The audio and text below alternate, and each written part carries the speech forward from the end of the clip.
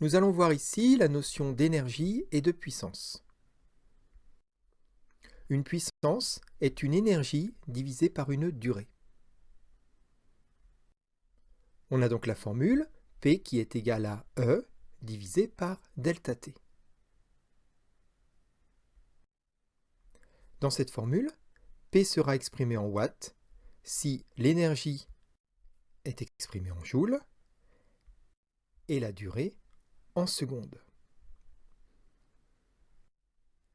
Puisque P est égal à E sur delta T, la plupart des gens arrivent à donner directement, à partir de cette formule, l'expression de l'énergie E en fonction de P et delta T.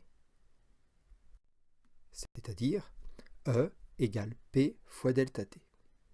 Alors si c'est difficile pour vous de faire cette manipulation, vous pouvez écrire des petits nombres à côté de la fraction.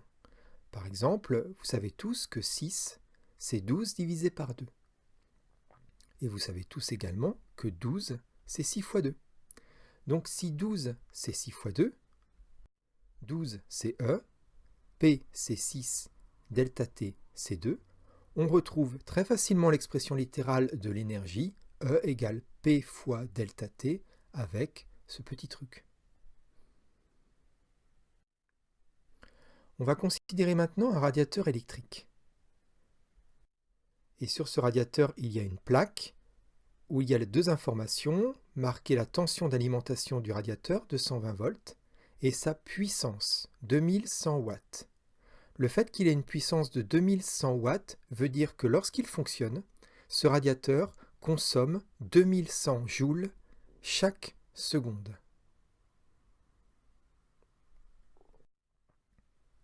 Ce radiateur est branché pendant 3 heures.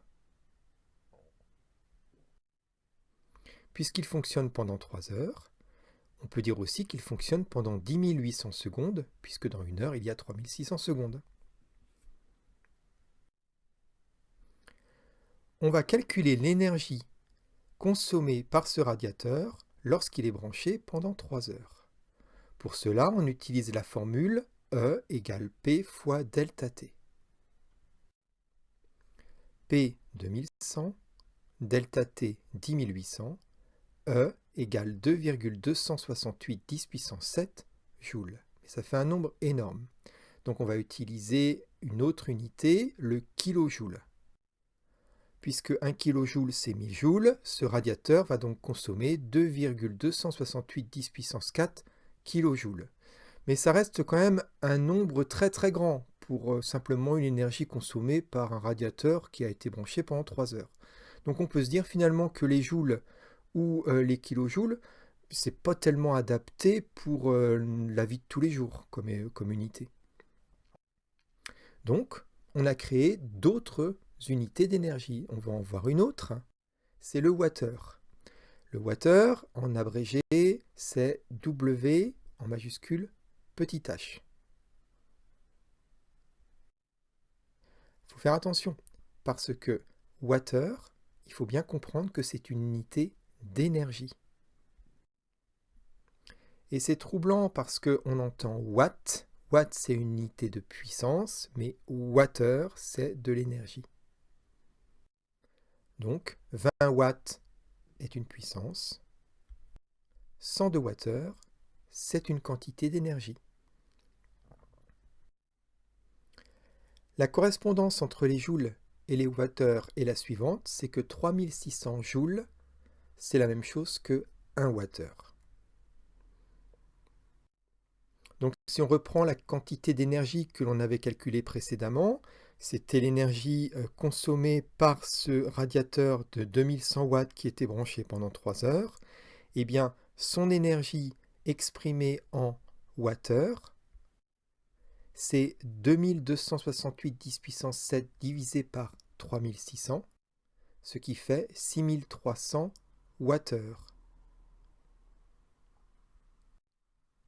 On peut même exprimer en kilowattheures cette énergie, ce qui fait 6,3 kWh. Donc ça fait déjà un nombre plus petit, plus raisonnable, on va dire.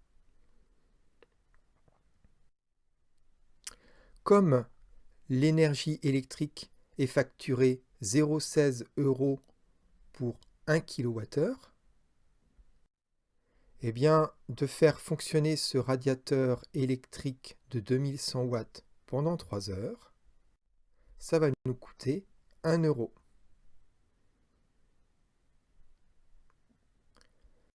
Alors j'aimerais revenir à la formule E égale P fois delta T. Je vous ai dit au début que E, on l'obtenait en joules si P était en watts et delta T en secondes. Mais si vous exprimez P en kilowatts et delta T en heures, l'énergie est calculée directement en kilowattheures. Donc c'est plus pratique que d'abord la calculer en joules, puis ensuite de diviser par 3600 pour l'avoir en wattheures, et de nouveau diviser par 1000 pour l'avoir en kilowattheures.